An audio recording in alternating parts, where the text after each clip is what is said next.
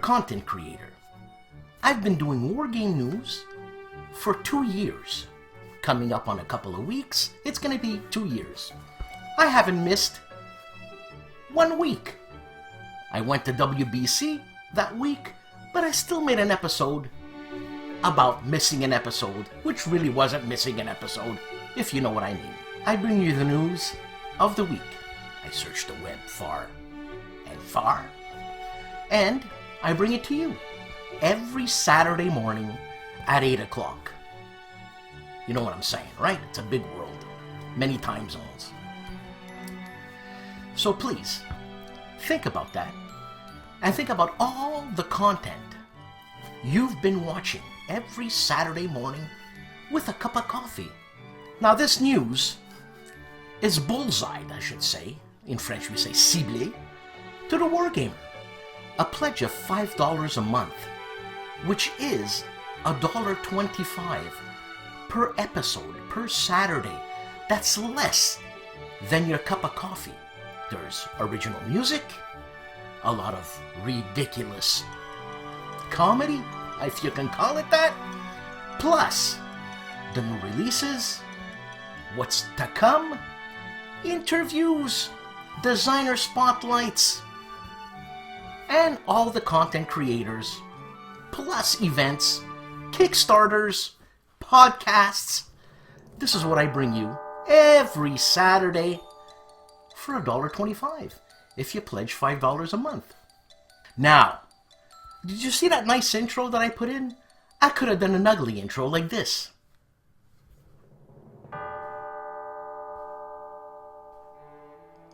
But I didn't. Also, I could have added music that had no connection to the said intro.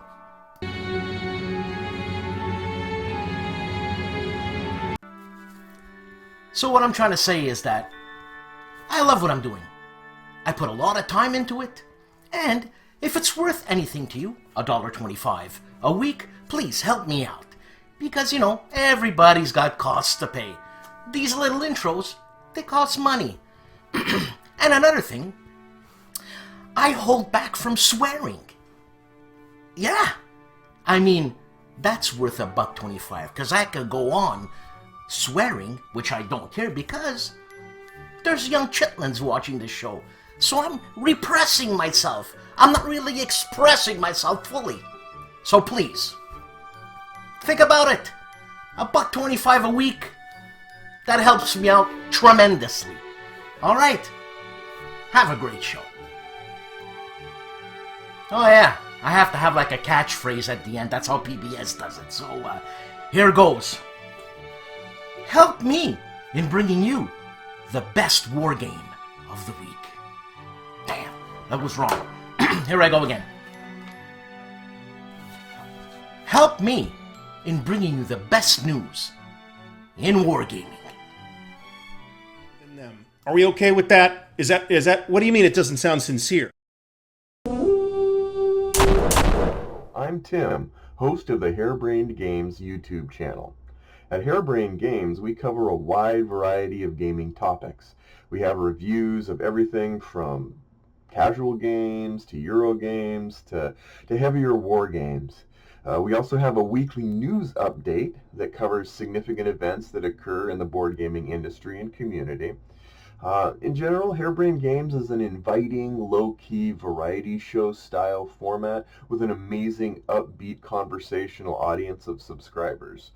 Feel free to check us out. Just go to YouTube and search for Harebrained Games. And with that, you're watching No Enemies Here Wargame News.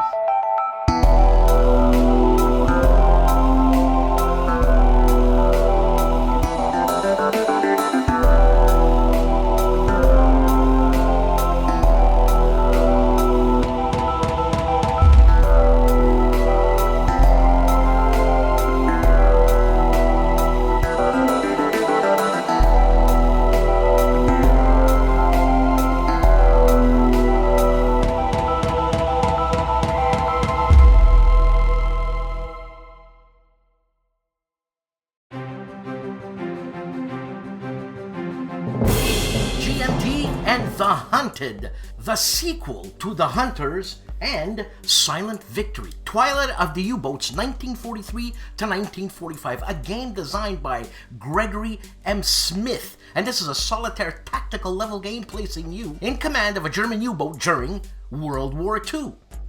And what you get with this game is 1/2 full color counter sheet, 1/3 wide full color counter sheet, rule booklets and designer notes, 5 player aid cards, 6 U-boat display mats, 2 U-boat patrol maps, a U-boat combat mat, 8 U-boat commandant cards, U-boat patrol log sheet, 3 6-sided, 2 10-sided, and 20-sided die, and a box.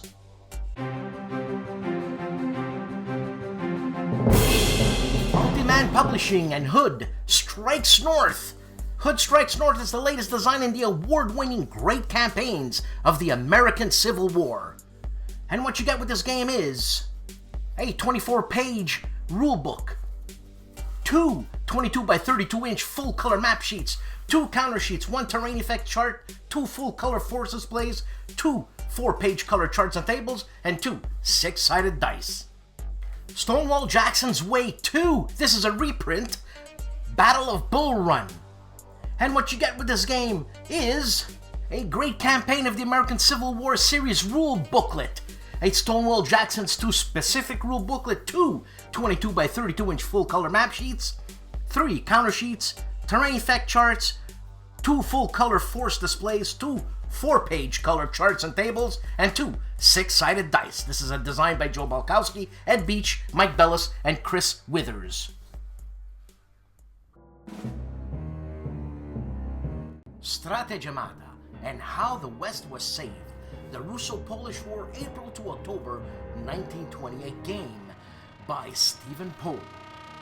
The artwork by Krzysztof Korsenia. The most fertile ground for revolution was Germany. Political dissension had escalated into mob violence. Lenin decided to send Bolshevik troops to assist fellow socialists. Between Russia and Germany lay Poland. War was inevitable.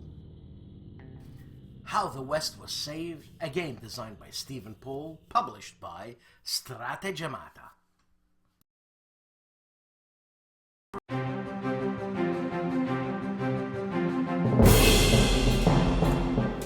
The strong man of war games, Rob from Rob's Tabletop World, is taking a look at Victoria Cross 2, a game published by Worthington Games and designed by Grant and Mike Wiley.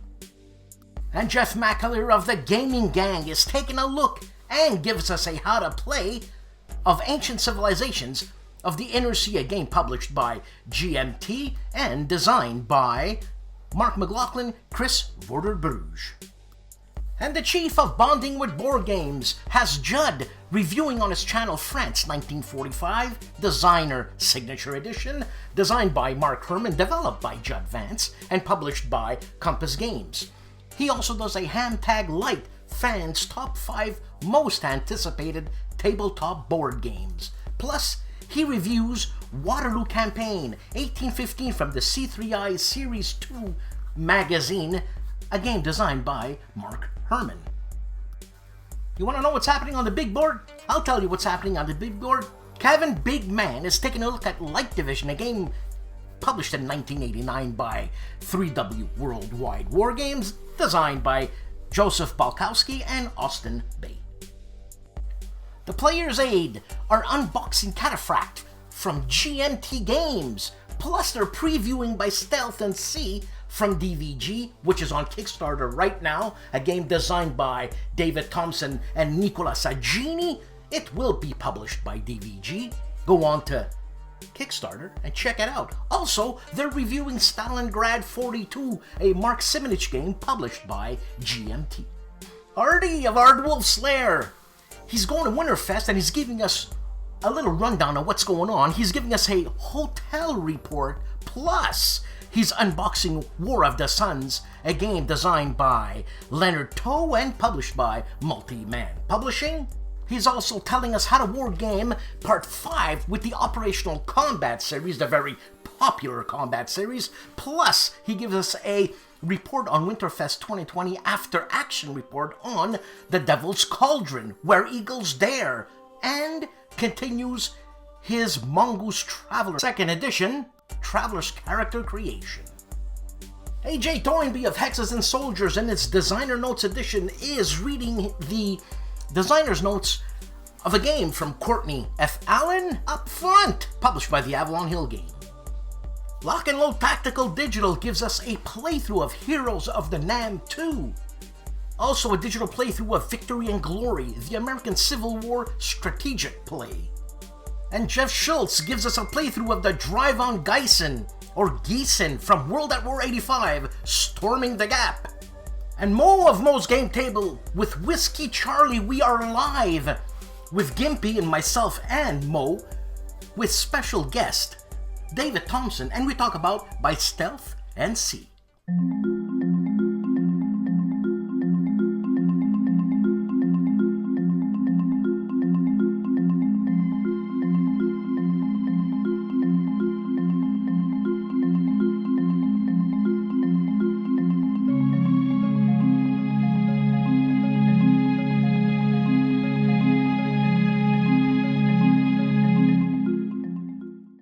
Little Wars TV is going to be storming the French harbor of Saint-Nazaire March 3rd, 2020. And Gimpy of the Gimpy Gamers has a video on Space Infantry Boot Camp number 24, Boss Battle. He's also continuing his playthrough part 7 of Conflict of Heroes, Storms of Steel by Academy Games, and does a part 3 review through of By Stealth and Sea, a game designed by David Thompson and Nicolas Sagini, which is presently on Kickstarter now. And Tim of Harebrained Games gives us The Weekend Games, February 23rd. Rough Swordsman Wargamer is giving us a playthrough of Israeli Air Force Leader from DVG Part 1, and also a unboxing of Bomber Command, published by GMT, designed by Lee Birmingham Wood. Marco Omnigamer gives us a review of The Devils to Pay, the American Civil War, a game published by Tiny Battle Publishing, and also designed by Herman Luttman of the Dream Team, and the map is by Rick Barber. 25 off when you use this at DVG's. 25. Use it. And Liz of Beyond Solitaire is giving us a preview of By Stealth and Sea, a game designed by David Thompson and Nicola Sagini, published by DVG, which is on Kickstarter right now. And the Wargamer continues his instruction of Atlantic Wall, D-Day to Falaise, and here it's Amphibious module. First he talks about the subphase, and then the second, German Fire. And Stephen Dolges is on turn 34 of The Dark Valley, a game by Ted Racer, published by GMT. Eddie of Counterproductive Games has started MBT by GMT, MBT Modern Battle Tank. Games turn 1, 2, 3, 4, and 5 in a preceding video. Plus he takes on Mark Walker's game 65, Alone in the Jungle, a Vietnam War game. Nick gives us a video of the complete guide to Line of Battle, video 8, Orders number 2. And Combat Board Games does a quick review of Aces by Nova Games, designed by Al Lenardi. And the OG, the original Grognard, that beautiful guy, continues his scenario or playthrough of 6th Fleet scenario number 4, turn number 2. This is a game designed by Joseph Balkowski, published by Hobby Japan and Victory Games. The Oaken Night is back after a month, and he takes a look with a couple of videos on World at War 85, The Drive on Geesen, parts 1 and 2. And Jan Heinemann of Let's Play History continues his playthrough of Through the Darkest of Times, numbers 10, 11, and 12, and also Tropico 6, Viva la Revolución, number 10. And Ty Snoofer is back after a year hiatus, and he gives us a look at the nominal 3 landing map setup of The Greatest Day, Sword, Juno, and Gold, designed by Adam Starkweather, published by Multi-Man Publishing.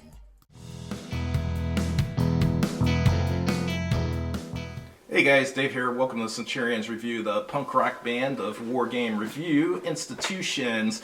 First game we will be doing a review of is Castle Itter from DVG. What's interesting about this game is it's kind of like a States of Siege game, except some of the units can fire at you. I haven't seen that in any of the States of Siege games I've ever played, so that really intrigues me. And also, the forces are very unique for a World War II game. On your side, you have the Americans, the Germans, the French, and the Austrians versus a SS Panzer Grenadier division, so it's German versus German, which I've never seen in a World War II game before, so that's cool. And this game, this review will be done by this Monday. I'm running a little bit late, so it will be ready though by Monday. And then the first game we're doing a first look at this week is Goblin from Dwarf Star Games. Dwarf Star Games is also Heritage Miniatures.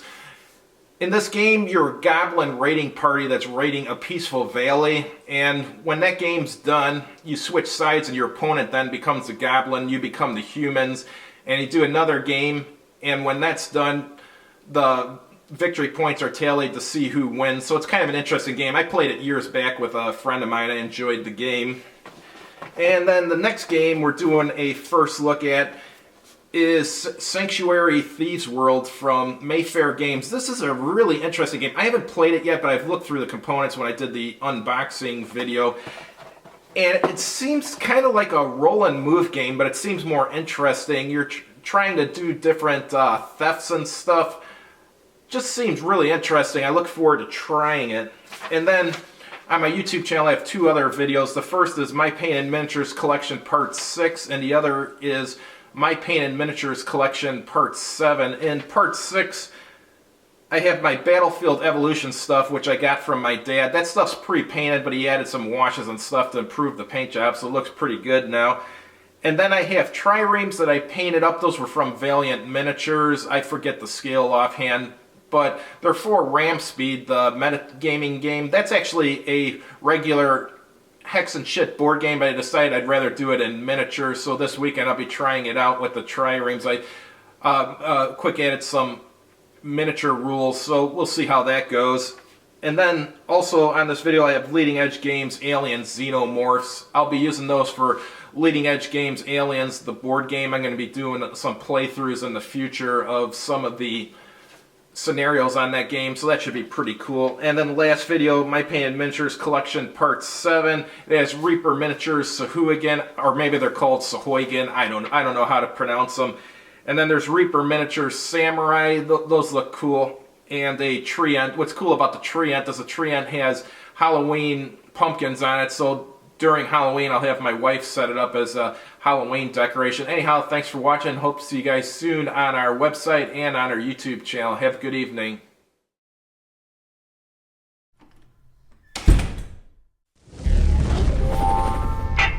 A game for gamers, made by gamers, by Flying Pig Games.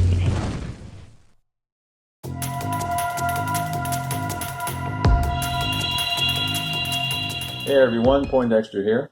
Just wanted to give a quick update of what's coming up next on my channel. As many of you know, I have finished up my last video for Interceptor Ace. Did want it to go on a little bit longer, but hey, sometimes that's how the dice roll. That's what happens in the game. So, but this game I was going to do right after B-17 Flying Fortress LAIR, which I will finish. I still haven't finished my campaign on that particular series yet. I will come back to it. Any game is fair game as far as I'm concerned. I mean, any games that I've played before, I may come back and revisit it again. So, I mean, there's a lot of gameplay in these games, so a lot to showcase. But right now, I am going to go on to another game in my little queue. This game I was actually going to do right after B-17, but Interceptor Ace came out, and I really kind of got into it, so I wanted to showcase that one first. But this one is ready to go, so I'll probably start putting out some videos here in the next week, maybe 2. But anyway, I made up a little coming soon trailer, which I always like to do. Of course, if any of you guys know anything about my channel, you know it's going to be a little Hollywood. So this one in particular is, if you've seen the movie Midway, the 1976 movie Midway, then you will see and hear some very familiar themes. So without further ado, I'm going to showcase the video. It'll be up on my channel very soon. As always, thanks for watching. We'll talk again soon.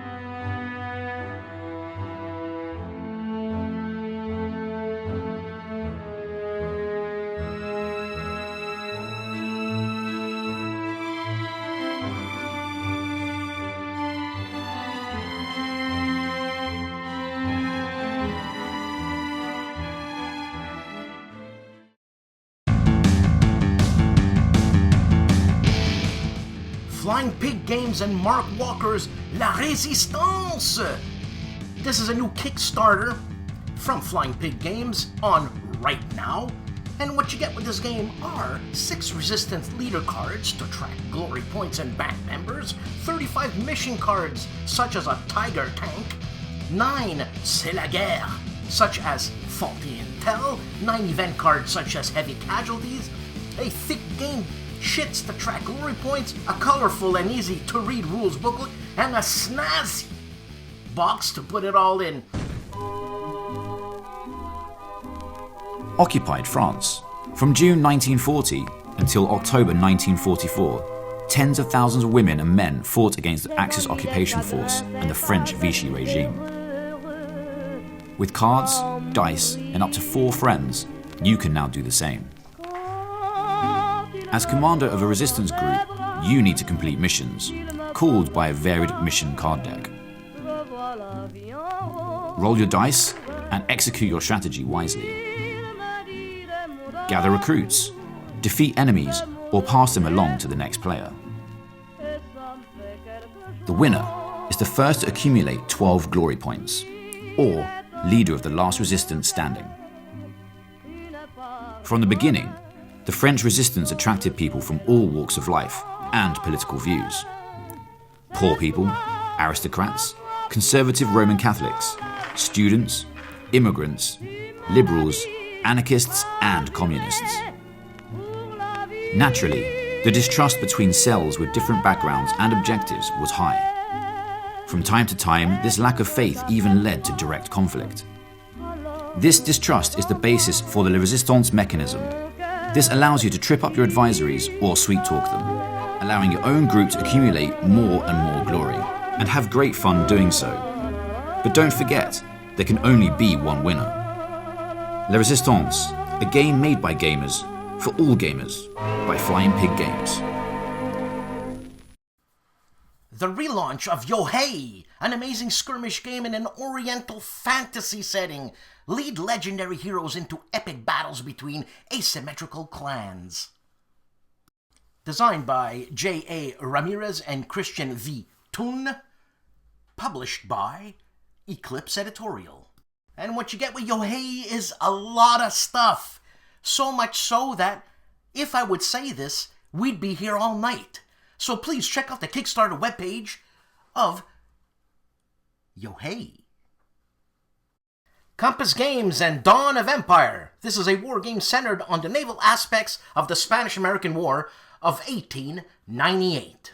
This is a game designed and developed by Steven Newberg and published by Compass Games. On Kickstarter now. David Thompson and Nicolas Aggini's game by Stealth and C is going to be published by DVG. Check it out on Kickstarter.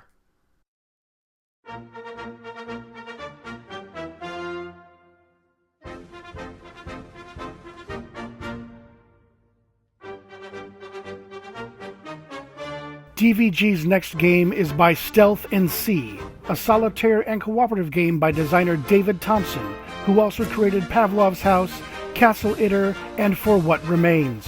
But this time, David has teamed up with Nicolas Aggini, a wargamer and historical expert in the subject matter.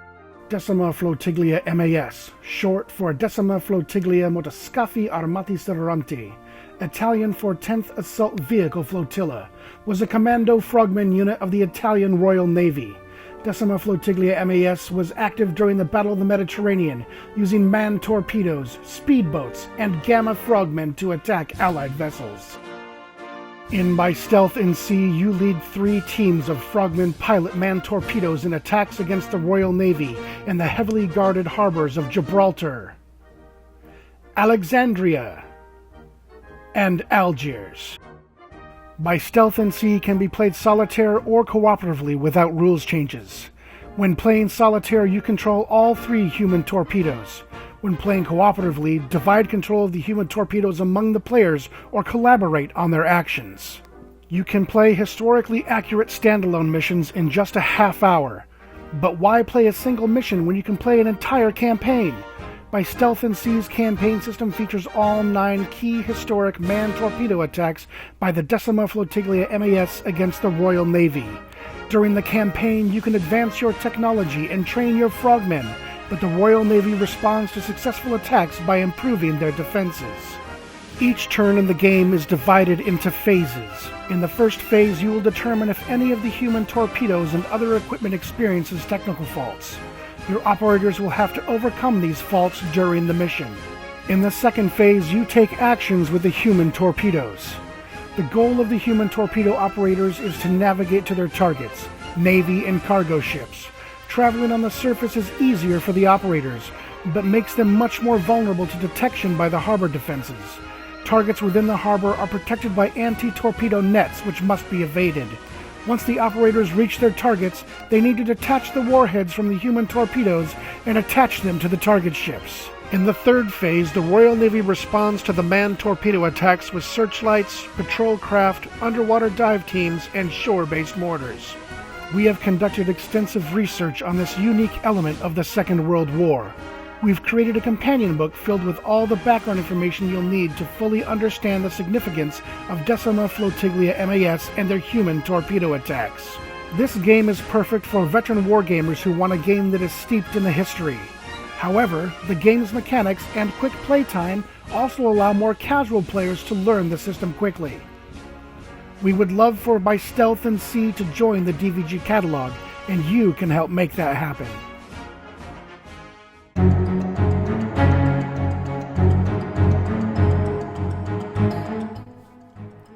Buchanan with Harold on Games has podcast number 29, in which he interviews Rob North and discusses his game store, Paradise Games, where they discuss the 16 years history of the store. Plus Harold discusses Insurgency part of Gen Con. A great listen.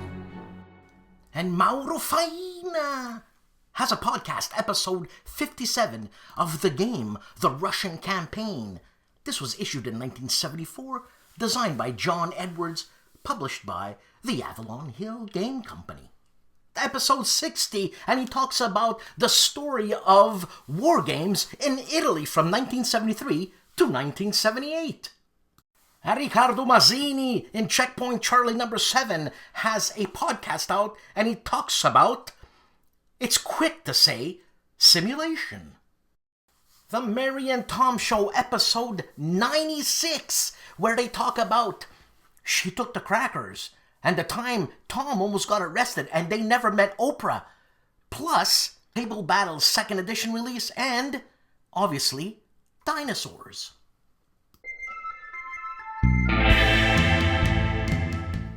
Can Games, Ottawa, Canada, Friendly Mayhem since 1977. This will be taking place at the Rideau Curling Club. That's right, we're in Canada, at 715 Cooper Street, Ottawa, Ontario, Canada. May 15th to the 17th, 2020. The BFG Con 2020, the Big Frederick Gaming Convention, March 13th to 15th, 2020 in Frederick, Maryland.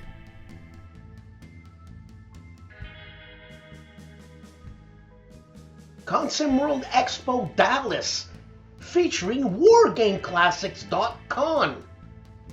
March 6th to the 8th, 2020 at the Delta Hotel Dallas, Allen, 777 Waters Creek Boulevard, Allen, Texas. There's gonna be war games, Euro games, special events, flea market tables, exhibitor sales, seminar, and special guest is Mark Herman. In London, England, Cardboard Emperors, Strategy and War Games, the 21st to the 22nd of March, 2020, in the main room, Young Chelsea Bridge Club. Breakout 2020, where? In Toronto. When? March 20th to the 22nd, 2020. The premier tabletop gaming convention in Toronto, Canada. GaryCon 12, March 26th to the 29th, 2020 in the Lake Geneva, Wisconsin, USA. This con is named after Gary Gygax, the creator of Dungeons and Dragons.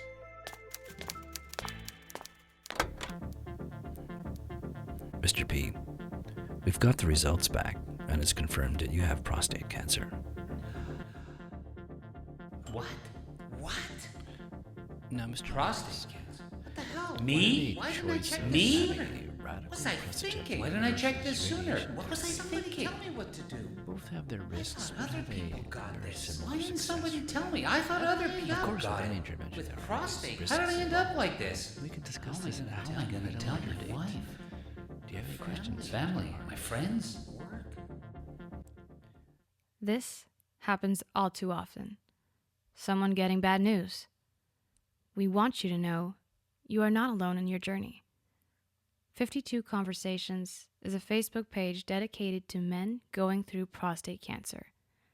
This podcast explores prostate cancer through the interview process with men in different stages of the illness. Tune in every month to learn and listen to their stories. Because you owe it to yourself, man. Another week, another show. Thank you to everyone for being nice and watching this. Thank you to my supporters above all. They're the ones that keep me going. You know what I'm saying? And you know what? Have a good weekend. That's it.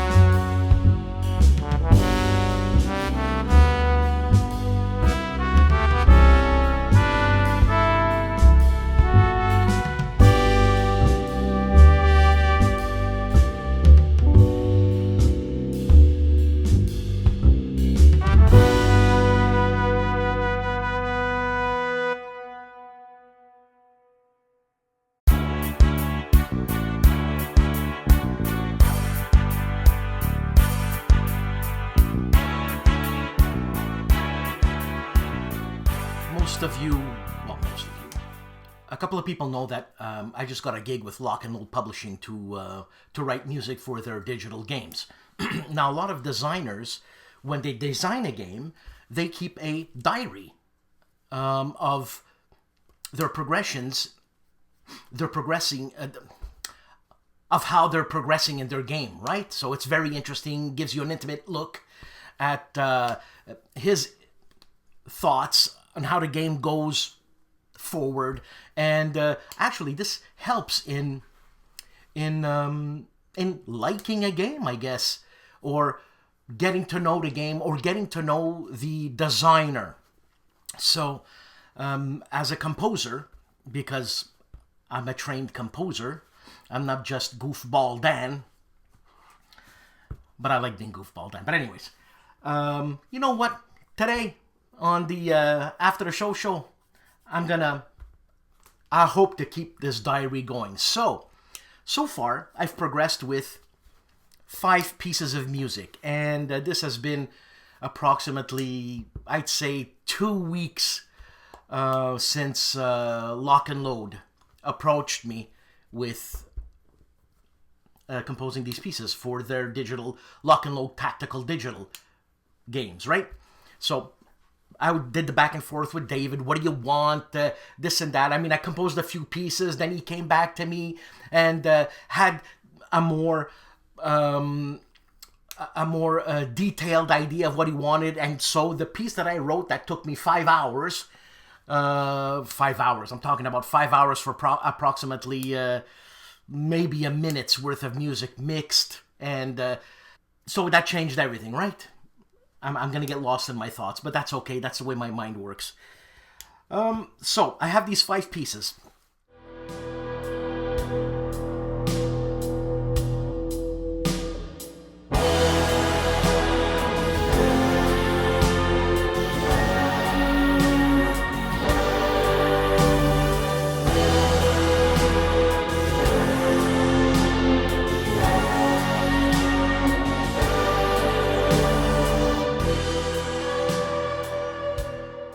And out of these 5 pieces, some were old themes, because I remember one of my teachers telling me, never throw anything away. It will be useful one day, you know? So I listened to her, and yeah, some themes came back. I reworked it, which is a difficult thing to rework for me. I'd rather start from scratch, because I'm starting with a empty slate. I have no preconceived idea. I'm just going by feeling and inspiration, right? Anyways, so I had some themes, and I need to work on my skills of arrangement, which means hearing something, reworking it, not like you had heard it when you composed it, because times are different. Maybe you composed it 15 years ago, and you don't remember how you felt. You don't remember where it's gonna go, okay? So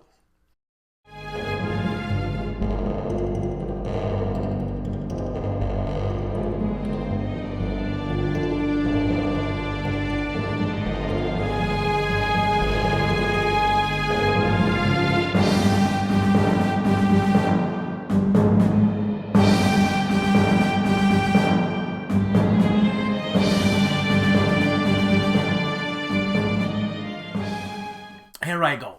Where do I get my inspirations from? Well, I'm a happy-go-lucky guy. So when you're happy, inspiration comes easy. So when David Heath contacted me saying, hey, I want you to write some of this music, that made me happy. And right away, music is in my head, because that's the way I express myself best. So he asked me to do it for his lock and load tactical game, which features different eras: World War II, Vietnam, and the present day. This is what he has. But World War II is large. Where World War II? Germany, France, Italy. So, for example, inspiration for, let's say, Germany. When I say Germany, I'm talking about Normandy, right? Getting off in France and going towards Germany, which is not the same in my mind as fighting in France. But Normandy, you're fighting in France. So I thought of one, the stories my mom would tell me when the Americans came in to her town and basically liberated her town from the Germans. But it wasn't really a liberation, because the Italians were in cahoots with the Germans at that time, meaning they were with the Germans. And again, the propaganda of the Germans telling them, and as she was a 10-year-old girl, that she was going to get raped, and then they're going to kill her. They're going to torture her, and then they're going to kill her, which in fact wasn't what happened. They liberated her, and she had a better life, right? So I think about those stories. So I think about the GI who first gave her the chocolate. So music comes to mind. How do I put that to music? Well, because it's my mom, it always starts off in my head with a little bit of a sentimental type of feeling. Violins. You wouldn't want to put brass with that. Brass is hard. So I'd have violins.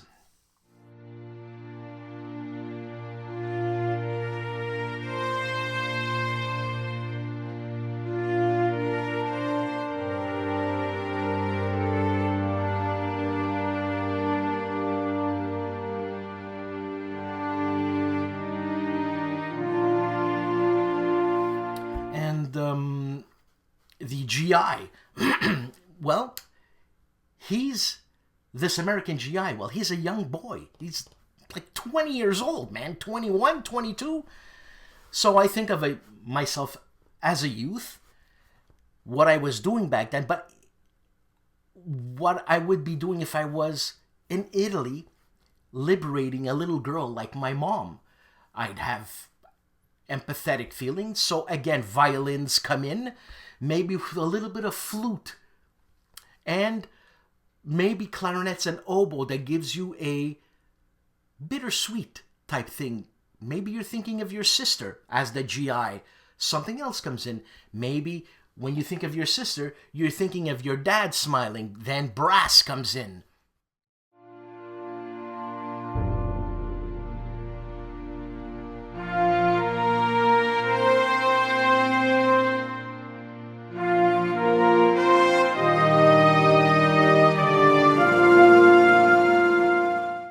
Dad, you know, he is the disciplinarian in the family. You want a little bit more presence, a little bit more heaviness. Brass will give you that. What type of brass? Well, you don't want trumpets. Yes, he's GI from the States. Sure, you can use trumpets. Now is not the time in my head. There's a pathway to go, and these pathways are called progressions. Progressions usually are different chords leading you somewhere else or changing your idea and feelings of music. So I would use something like, you know, like a French horn.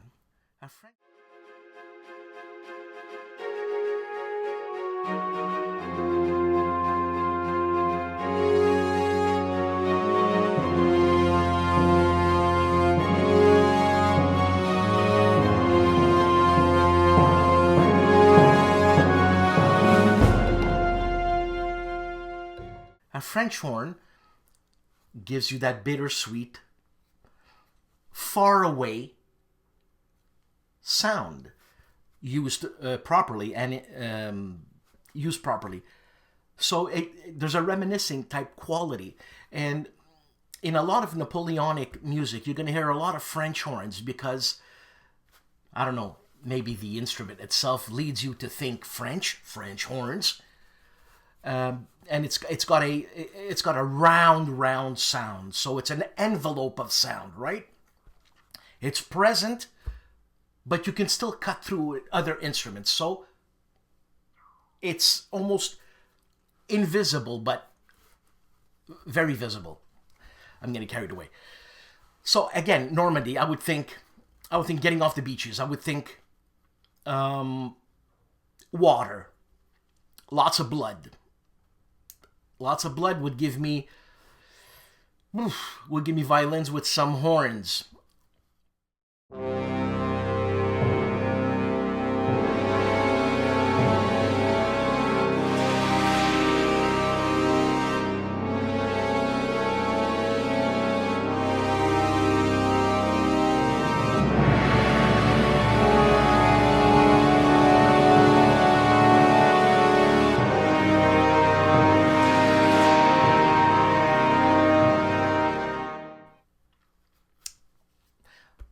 French, you're getting off on French soil, so violin with some horns, once in a while intercepted with some accordion, French type accordion, not Polish type accordion.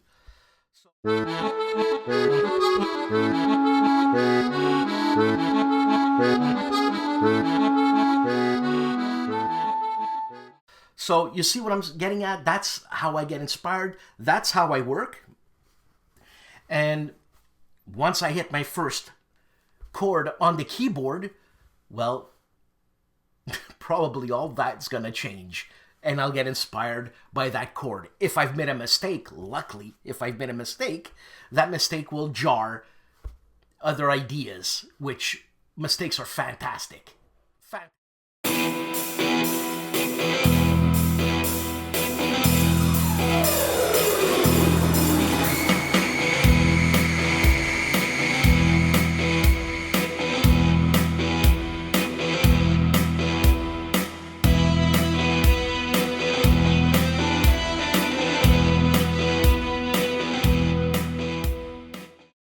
fantastic. Unknowing mistakes, not mistakes that you purposely do, just unknowing mistakes, right? Just one finger out won't give you a major chord, might give you a seventh, might give you a ninth, and a ninth will give you that sweet sound that you never thought of, and you work with that.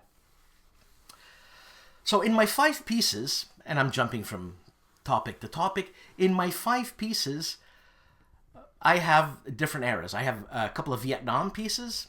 When I say Vietnam type music. And why is it Vietnam type music? Well, we've all been indoctrinated.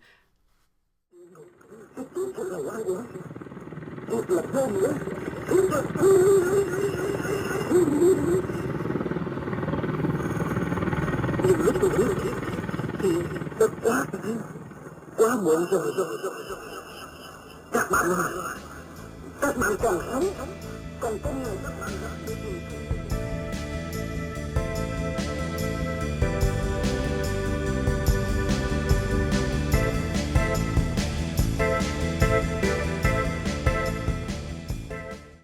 But nevertheless, it worked with that first chord. So, I'll try to keep this diary up. I'll try. And thanks for listening to me. It could be really boring for people who don't understand music or who don't feel music. And that's okay. I mean, I don't know how you cannot feel music. For me, it's something so alien. But that's the way I hear things. That's the way I see things. I see things as sounds. I see things as colors. Colors convert into sounds.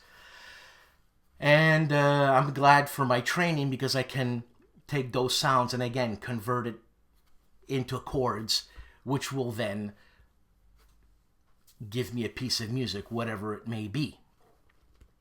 And that's it. So have a good weekend and have one on me. Ciao.